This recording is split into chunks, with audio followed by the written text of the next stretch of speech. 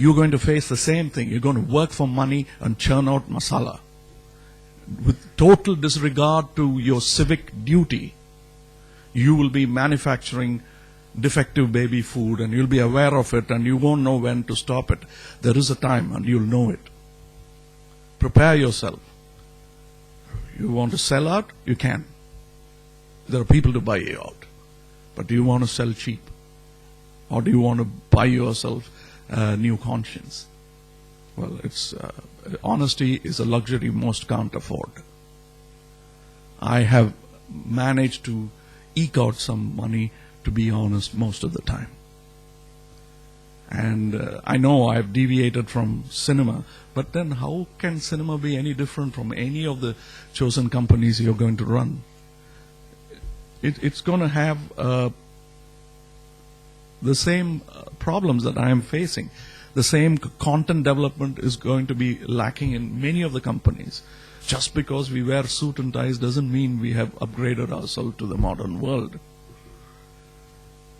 We still have to understand what tolerance is all about. We talk about it, but none of us are tolerant. So all these things, the society is the peer pressure. It's not your friend sitting beside you. The society in general, the older generation, younger, your son will become your peer and your pressure. And I have many such things in my films. Sometimes when a discerning audience asks me questions about, why did you do that? I mean, it's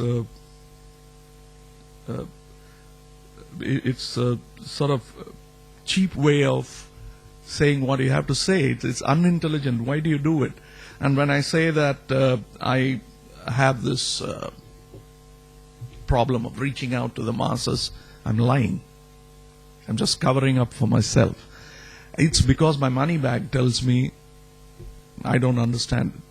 He's stupid. He did not learn his trade, but he wants to be in this trade. That is the problem that every trade will be facing. The man with the money does not think that he has to educate himself or even know what he's dealing with.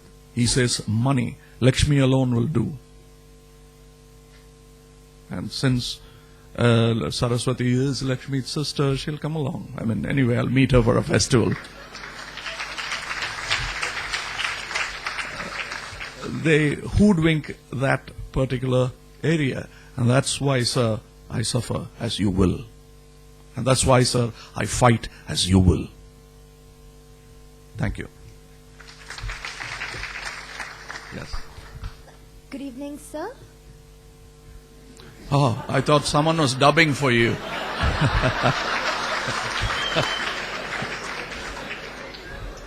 Yes. Sorry about that. Because you've got too much testosterone to sound like that.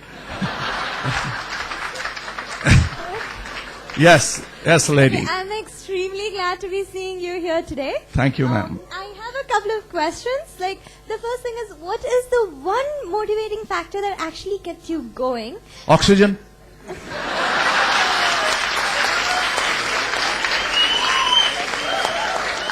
It's a very challenging film industry, like where you have so many hurdles and so many times where you feel like giving up, but then there should be some light that, actually makes you go towards it. So what was it? Light at the end of the tunnel, you mean? Yeah, what was that? I don't take tunnels. I'm claustrophobic. I climb over the mountain and land on the other side. It's tedious, mind you, ma'am. I don't take tunnels. I climb all the way, but you get a good view of what's around you. And one more question. So your movies are so unique and so different. So what helps you generate these ideas? Why it's unique? Yeah, like what is the source behind the uniqueness of your films? I don't know. I have a unique family and I have unique questioners. I want to face them. Thank you. Thank you. Yes, sir.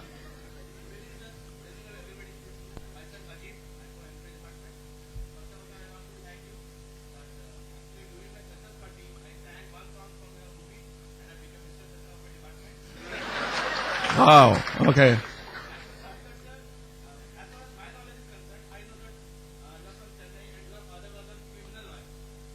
Yeah, lawyer. Let's leave it.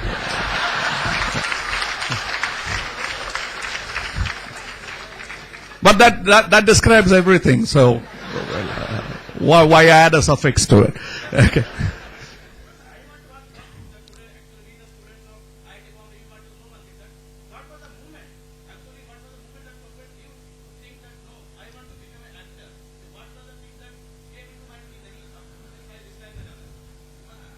If you think that I planned or schemed anything in my life, I didn't.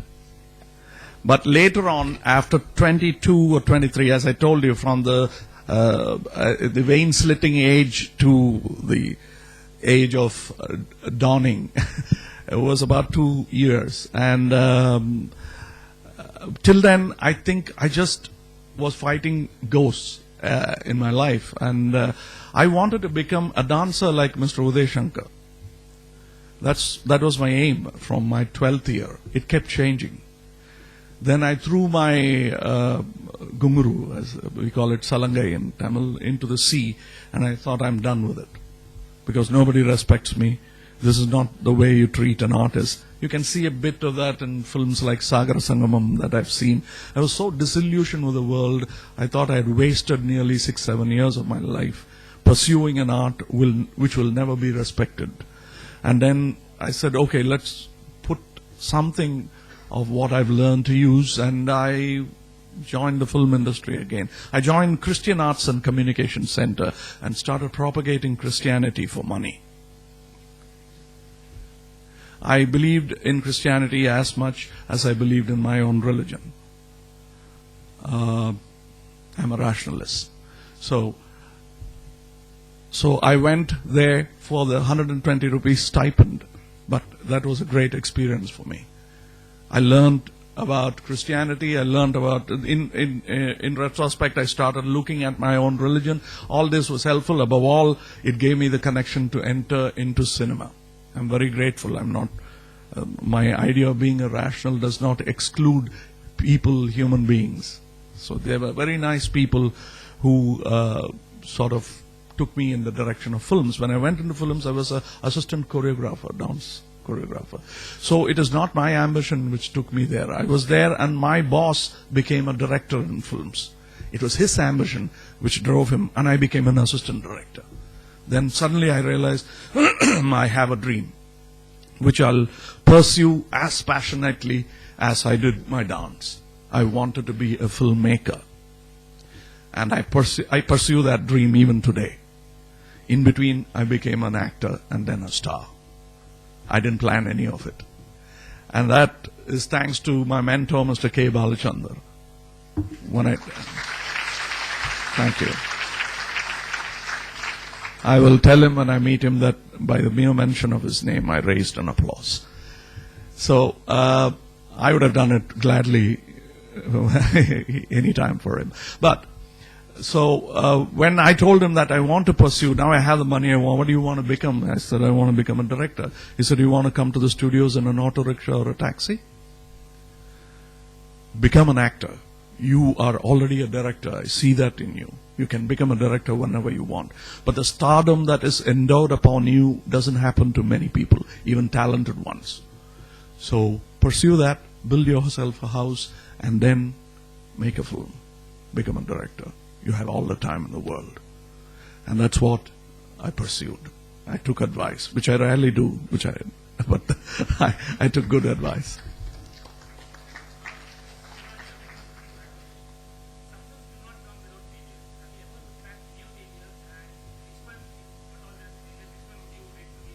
Sometimes what you think is my success, I consider as failures. So it's a point of view. People think Sakalakala alone is a grand success. It made you a star. But it only made me a star. That's my complaint. I wanted more. More. And that's why we came towards Nayakan, we came towards Apurva Sahodarargal, and towards Tevar Magan. These were all attempts to reach my goal under my terms. So the failures are there, many. People say my Anbe Shivam is a failure. I refuse to accept it. And yes, it's failure because they premeditated its failure. The producers thought it's not worth it. They've stepped on something that is undesirable. That's what they thought halfway through the film. And we had to fight that, but we didn't sulk. We continued with the film, and some of you here might even like it, I think.